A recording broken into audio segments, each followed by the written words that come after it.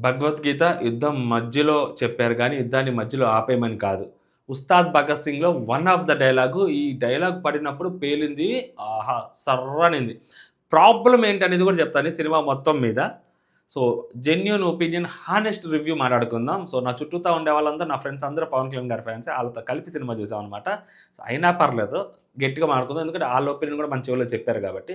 మీ opinion కూడా మీరు హానెస్ట్‌గా కామెంట్ చేయండి. సినిమా బావుంది.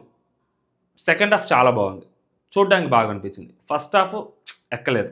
ఫస్ట్ హాఫ్ ఎందుకు ఎక్కలేదంటే, ఈ సినిమాని యాక్చువల్‌గా 'తేరీ' సినిమా రీమేక్ చేద్దామని అనుకోని రైట్స్ తీసుకున్నారు. 'తేరీ' సినిమాకి రీమేక్ చేద్దామని అనుకునేసరికి ఒప్పుకోలేదు. ఫ్యాన్స్ అందరూ యేసుకున్నారు. ఒక రేంజ్‌లో యేసుకున్నారు. కమర్షియల్ టెంప్లేట్‌లో కథ అసలనేది ఎక్కడో ఒక మూల ఉంటది. సో, సినిమా అంతా సీన్‌ల మీద డిపెండ్ అయ్యి ఉంటది. ఎలివేషన్‌ల మీద డిపెండ్ అయ్యి ఉంటది. ఎట్ ప్రెజెంట్ ఉన్న సినిమా.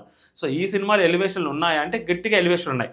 పవన్ కళ్యాణ్ గారి ఫ్యాన్స్‌కి సెకండ్ హాఫ్ అనేది ఫుల్ మీల్స్ అండి. ఎవ్వరైనా గానికి నెక్స్ట్ లెవెల్ ఉంటది. ఇప్పుడు 'బ్రో' సినిమాలో పవన్ కళ్యాణ్ గారు ఎంత స్వాగ్‌తో కనిపించారో, అండ్ నెక్స్ట్ 'ఓజీ' సినిమాలో పవన్ కళ్యాణ్ గారు ఎంత స్టైలిష్‌గా, ఎంత స్వాగ్‌గా కనిపించారో, దీంట్లో కూడా అంతే స్వాగు, స్టైలు కనిపిస్తా ఉంటది సెకండ్ హాఫ్‌లో. ఫస్ట్ హాఫ్ అనేది చాలా డల్ ఎళ్తా ఉంటది. ఫస్ట్ హాఫ్ చూసిన వాళ్ళకి ఎవ్వరికైనా కానీ దీన్నమ్మా అనవసరంగా వచ్చావురా సినిమాకి పోయిందిరా బాబు! డిజాస్టర్ అనిపిస్తది. ఫస్ట్ హాఫ్ చూసిన వాళ్ళందరికీ. సెకండ్ హాఫ్‌కొచ్చేసరికి కొన్ని ఎలిమెంట్ల వల్ల, కొన్ని సాంగ్స్ వల్ల, ఎస్పెషల్లీ 'పాత బస్తీలో' ఒక సీన్ ఉంటది. ఆ సీను భలే ఉంటదిరా అయ్యా! నెక్స్ట్ లెవెల్ ఆ సీన్ మాత్రం. దాని తర్వాత 'తొలి ప్రేమ' సినిమాలో శ్రీలీల గారికి అండ్ నెక్స్ట్ వచ్చేసరికి మన పవన్ కళ్యాణ్ గారికి 'నీ మనస్సే' సాంగ్ మొత్తం ఉంటది. ఆ సాంగు వింటేజ్ వైబ్స్ అనమాట. చాలా బాగుంది. అంటే కళ్యాణ్ గారు కూడా చాలా బాగా కనిపిస్తారు. చాలా ఫ్రెష్ లుక్‌లో కనిపిస్తారు ఆ పాట మొత్తం మీద. అది బావుంటది. లాస్ట్‌లో 'దేఖ్ లెంగే సాలా' సాంగ్ బావుంటది. ఈ 2 సాంగ్స్ ప్లస్ పవన్ కళ్యాణ్ గారికి అండ్ శ్రీలీల మధ్య వచ్చే ఆ క్యూట్ లవ్ స్టోరీ బావుంటది. ఇదంతా బావుంటదనమాట సెకండ్ హాఫ్. అండ్ క్లైమాక్స్‌కొచ్చేసరికి ఓకే.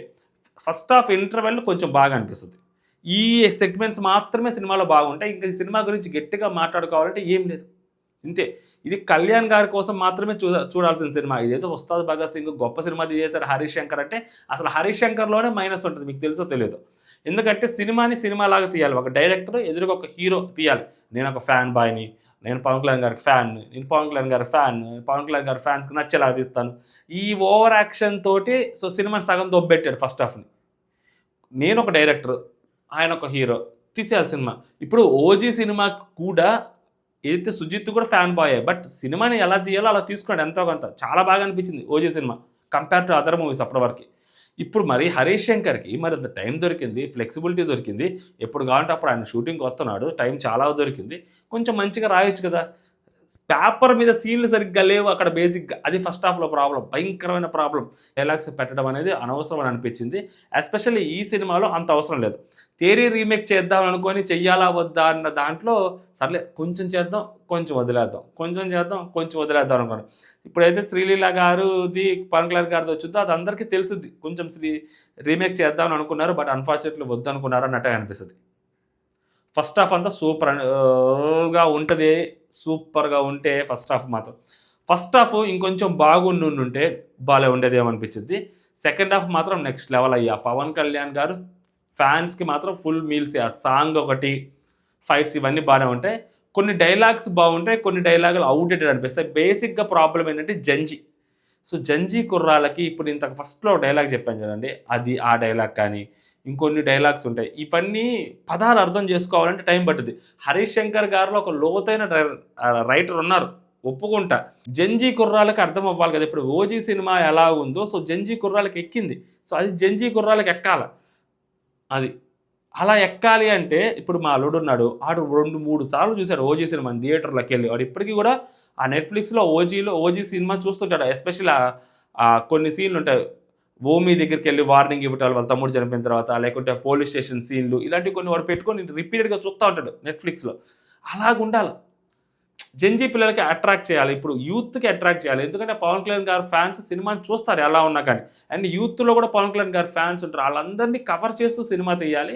అక్కడ 'హరీష్ శంకర్' మిస్ అయ్యాడేమో అనిపిస్తే ఆ కెమెరా టేకింగ్ అవ్వచ్చు, లేకుంటే ఆ స్క్రీన్ ప్రెజెన్స్ అవ్వచ్చు. ఇదంతా కొంచెం ఔట్‌డేటెడ్ లుక్‌లోనే కనిపిస్తా ఉంటది. ఎప్పుడో పాతకాలం సినిమా లైక్ 'గబ్బర్ సింగ్' తర్వాత రిలీజ్ అవ్వాల్సిన సినిమాలాగా కనిపిస్తా ఉంటది చూస్తూ ఉంటే. తమనన్న గురించి ప్రత్యేకంగా మాట్లాడుకోవాల్సిన అవసరం లేదు. చెవులు కొడతా ఉన్నాడు. కొడతా ఉన్నాడు. ఎందుకు కొడుతున్నాడో కూడా ఒక టైంలో అర్థం కాల. కొడతానే ఉన్నాడు. మామూలు కూడా కాదు బ్యాక్‌గ్రౌండ్ మ్యూజిక్. ఆ పాత బస్సు దగ్గర నెక్స్ట్ లెవెల్ లేచిద్ది. క్లైమాక్స్ దగ్గర నెక్స్ట్ లెవెల్ లేచిద్ది. మిగిలిందంతా మధ్యలో కొడతానే ఉంటాడు కానీ ఎందుకు కొడుతున్నాడో అర్థం కాదు.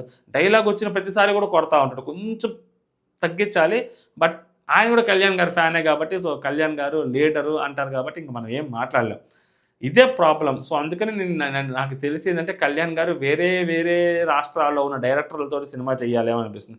తెలుగులో ఆయన డైరెక్టర్లతోటి సినిమా చేస్తే నేను కళ్యాణ్ గారి ఫ్యాను అంటారు. ఇంకా ఫ్యాన్ మూవ్‌మెంట్స్ అంటారు, ఫ్యాన్ బాయ్ అంటారు. ఇంకేదేదో వాళ్ళ ఇష్టం వచ్చింది వాళ్ళు చేస్తుంటారు. ఆయన సినిమా చేయడానికి రెడీగా ఉన్న డైరెక్టరు ఆయన్ని ఎలా చూపించాలో అంటే అలా చూపించాలి. ఫ్యాన్స్ ఎలా చూడాలి, నేను ఎలా చూడాలనుకుంటా అలా చూపిస్తా అంటే వర్కౌట్ కాదు. అది ప్రాబ్లమ్ వస్తుంది ఇక్కడ బేసిక్‌గా. కొంచెం చూసుకొని తీయాలేమో అని అనిపించింది హరీష్ శంకర్ గారు.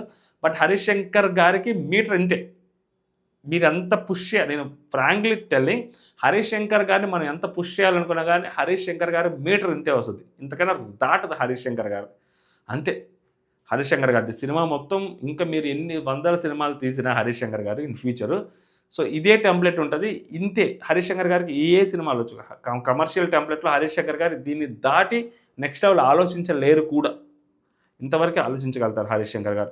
అందుకనే పెద్ద పెద్ద హీరోలు చిరంజీవి గారి లాంటి వాళ్ళు కూడా హరీష్ శంకర్ గారితో సినిమా తీయాలంటే ఒక క్షణం ఎందుకు ఆలోచిస్తుంటారంటే కమర్షియల్ టెంప్లెట్‌లోనే నెక్స్ట్ లెవెల్‌కి ఎలా తీసుకువెళ్ళాలి సినిమాని అని ఆలోచించే డైరెక్టర్స్ తోటి సినిమాలు చేస్తారు ఎవరైనా కానీ.